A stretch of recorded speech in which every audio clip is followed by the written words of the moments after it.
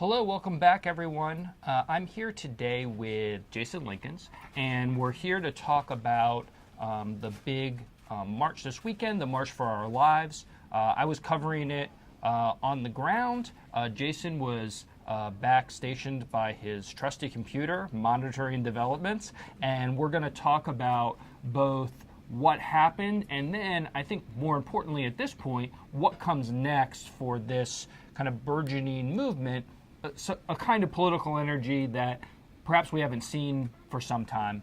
One of the things, I arrived at the protest at about 9 o'clock, 3 hours before it was scheduled to start. There were already lots of people there and was really focused on trying to talk to as many of the young people who showed up, people who were 12, 13, 14 years old. And one of the things that really surprised me was, we have heard a lot from the Parkland students themselves. They obviously have an incredible amount of political and media savvy for people who are 17 and 18 years old. They understand how this all works. But what surprised me was just plucking random people from the crowd and asking them to talk about why they were there and what was motivating them and what things were like back at their school, just how articulate and informed all of the people were in that entire crowd. And I think it's interesting as to whether has this always been the case?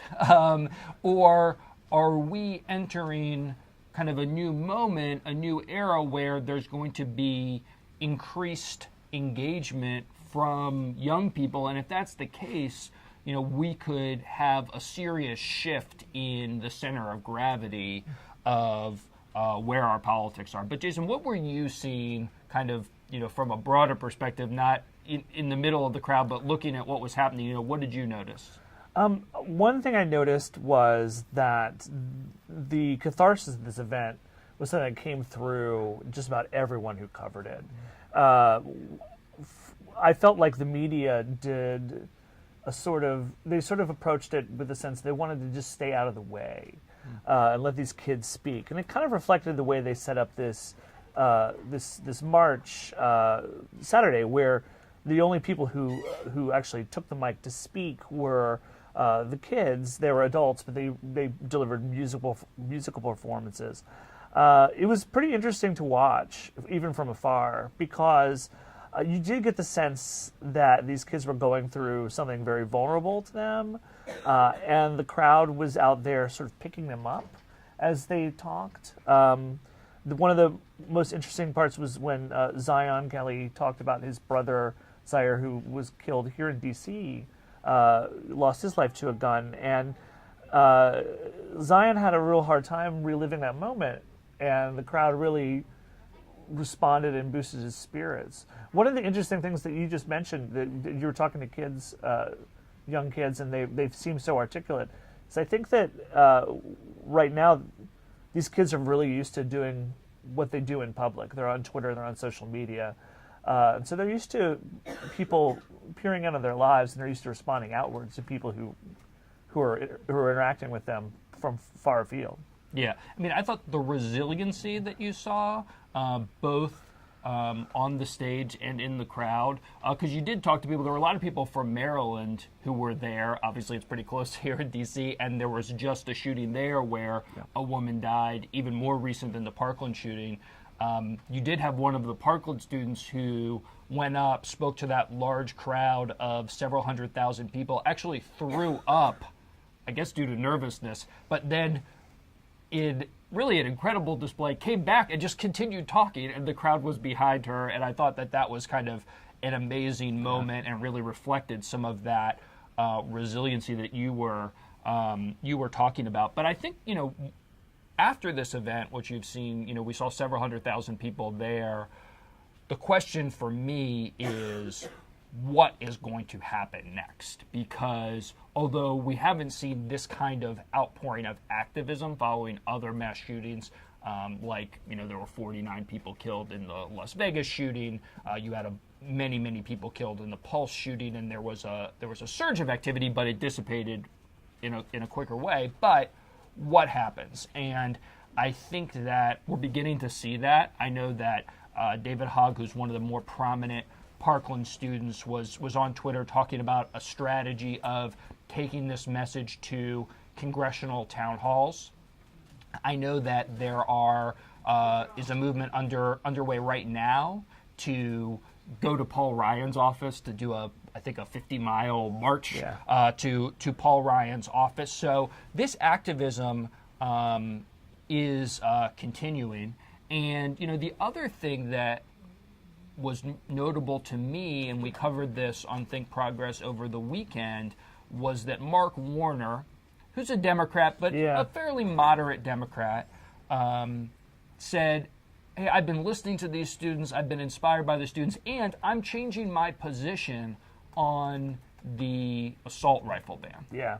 And so do you think that, what's your assessment, having covered politics and watched these shootings and the reaction for it, of the possibility that there actually is movement among the elected officials on this issue?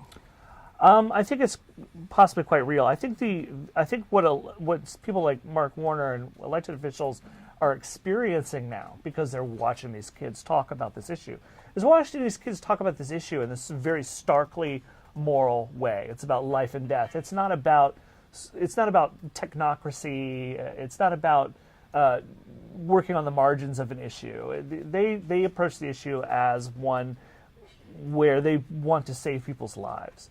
And so there's this very stark moral tone to everything. And a lot of legislators aren't used to hearing the issues resonate in that way. I also think that there's enormous pressure that could be piled on electorally. I know that David Hogg spoke about breaking through this sort of grasp of the NRA and voting people into or out of office. One statistic I saw on Twitter was that there are 23 incumbent Republicans currently sitting in districts that are rated R+3 by the Cook Political Report, which, for those of you who don't follow this wonky stuff like we do, it means it's a pretty vulnerable, they're a pretty vulnerable Republican incumbent, who also have A ratings from the National Rifle Association. It's a list worth keeping in mind, because we might be able to measure how effective this is in November by how many people make it through their election with this pressure being applied. Yeah, and I think that ultimately is what changes politicians' minds. I think whether you're Democrat or a Republican, the thinking up until this point was there's some people who care about gun control, but the NRA is an extremely powerful political force. I think it goes beyond the donations. There's a lot of focus on that, but just the political power, their ability to mobilize voters and to get people elected. Yeah.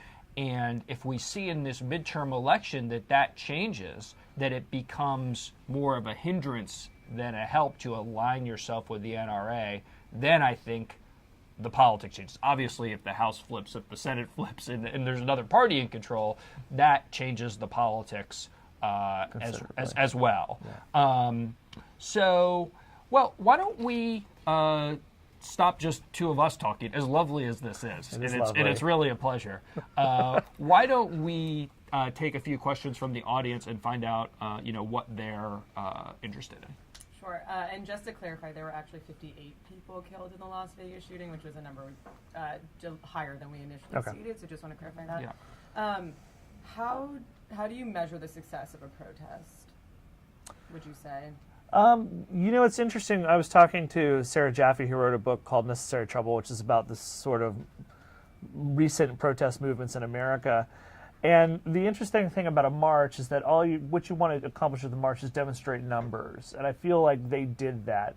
But when you're looking ahead and talking about how will this movement be successful, one of the things that these kids will need to do is continue to show a little bit of boundless creativity. They'll need to change up their tactics, do different things. The fact that they're staging town halls is very interesting. If these kids start thinking in terms of making demands and setting deadlines for those demands, that can have a huge impact.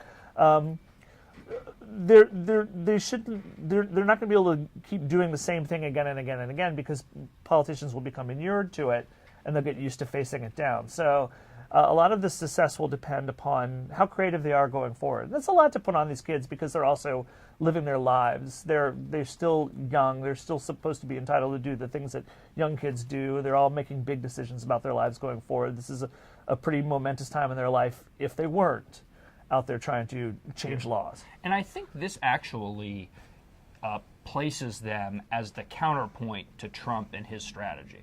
I think Trump controls the narrative, but the way he controls the narrative is not by maintaining focus on a single issue, but by keeping the focus constantly changing from one thing to the next thing, to the next thing, to the next thing, and that prevents any one controversy from holding the public consciousness for too long. And the task now at hand, if you want to have some real change on gun control, is really the opposite. How do you keep attention focused on this? And the march really was kind of a focal point that allowed energy to be funneled towards one thing. And I think it was quite successful. But now that that focal point isn't there, where does the energy go? Now, I think there's a new focal point, which is probably November 2018, and that maybe is where the energy goes from there, but there's a long time to sustain that. But anyway, that was my little spiel, but let's go to another question because there's only so long people can listen to me talk. Did any of the responses from politicians from the march surprise you? I think we just said Mark Warner's, I think, surprised us. Yeah, I think the other thing that surprised me was you do see, especially on the farther right, a really surprising willingness to just do brutally personal attacks on high school students who have survived a mass shooting. You've got Steve King out there, Rick Santorum, who's not currently in office but was a senator for some time, telling kids to stop protesting and take CPR classes, people attacking Emma Gonzalez's heritage, Steve King and others. It's been fairly shocking to me how quickly that happened, but I guess maybe I shouldn't be shocked observing what politics has been like for the last 2 years, but to me that still is surprising. Nothing was as shocking to me as one of the NRA responses, the one that essentially tried to ether these kids by saying that if their friends hadn't died, no one would even know their names. And it's, aside from the strange dancing on the graves of dead children part of that, of course the Parkland kids would trade whatever fame or notoriety they have to have their friends back. It's a crazy thing to say about anybody. Yeah, and I think actually the willingness of the Parkland students to go frontally after the NRA, one of the most powerful political forces in America, has actually contributed to their success and their ability to maintain the public consciousness because what we've seen is that the NRA has been forced to respond. Yeah. And, we had a reporter here. Unfortunately, I tasked her with watching the NRA TV for 24 hours, just about, or a full day. For 24 hours? It wasn't a full 24 hours, but a whole day. Like a Clockwork Orange. A whole waking day, and monitoring what was going on NRA TV. And a lot of the coverage did focus on doing whatever they could to discredit, to dismiss the students. And I think that's remarkable that you have a group of students, 17, 18 years old and younger, who have been able to really get under the skin of what up until a few weeks ago was considered virtually an untouchable political force. And it was almost the prime example people talk about with entrenched power in D.C. So I think, Jason, as fun as this has been, unfortunately, I think we've run out of time for today. We must get back to our work and continue reporting on this topic and many other topics. We may be experimenting for our loyal viewers. We may be experimenting with the format. It's possible we're going to go on Periscope next week. So just keep your eyes open. Keep yourself tuned to our various social channels. We're unpredictable. You never know what's going to happen, where we'll pop up. But we'll see you somewhere next week. Thanks.